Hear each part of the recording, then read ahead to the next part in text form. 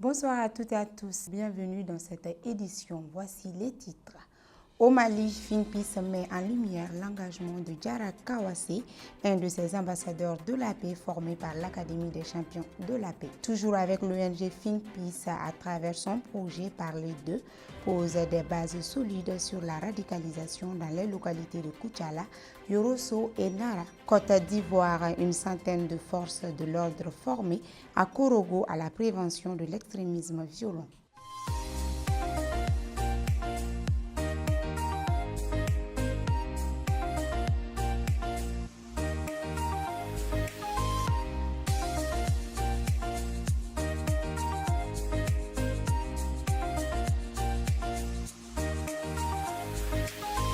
De retour sur ce plateau, je l'ai annoncé dans les titres. Prévenir pour mieux protéger, tel est l'engagement de Diarra Kawase, champion de la paix de FINPIS. À sa sortie de l'Académie des champions de la paix initiée par FINPIS avec le soutien financier du FAMOC, Diarra Kawase s'est investi dans une session de renforcement des capacités sur la gestion des crises et des catastrophes. Cette session a réuni des acteurs de la sécurité, de la protection civile et des collectivités locales. Organisée dans les régions de Koulikoro et de Nara, l'initiative a permis de sensibiliser les acteurs locaux à des pratiques concrètes de prévention et de gestion des risques environnementaux dans le but de mieux protéger les communautés. Aujourd'hui, Diarra s'engage activement pour un environnement plus sûr et une société mieux préparée face aux situations d'urgence. Après les étapes de Ségou et Bla, les régions de Koutiala, Yorosso et Nara ont à leur tour accueilli l'atelier de formation des jeunes et des femmes sur les mécanismes de prévention des phénomènes de la radicalisation.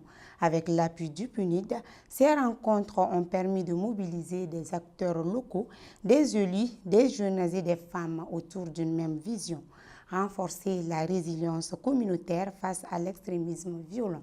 À présent, la page internationale.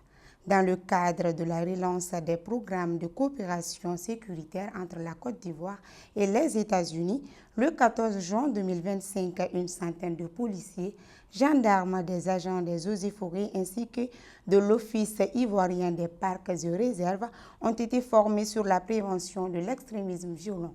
Organisée par le ministère de l'Intérieur et de la Sécurité en collaboration avec l'Office des Nations Unies contre la drogue et le crime, cette formation visait à renforcer les capacités des forces de sécurité à travers des approches de dialogue communautaire, de médiation, d'écoute active et d'alerte précoce.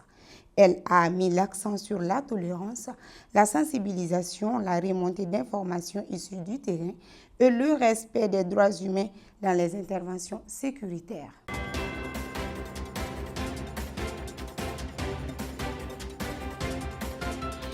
À la page brève de cette édition, nous allons en République démocratique du Congo. Ce 12 juin 2025, les représentants des organisations de la société civile du sud de Kivu, province en proie au conflit, ont lancé un appel pour le retour de la paix dans l'est du pays. Soutenant la démarche des évêques de la Conférence épiscopale nationale du Congo, ils réclament un dialogue inclusif et urgent face à la crise humanitaire persistante. Parmi leurs recommandations figurent l'ouverture d'un couloir humanitaire, la réouverture de l'aéroport de Goma et des banques locales. Et c'est tout pour cette édition. Merci de l'avoir suivi, très heureuse de l'avoir présenté. On se donne rendez-vous la semaine prochaine pour une autre édition. D'ici là, portez-vous bien. Bonsoir.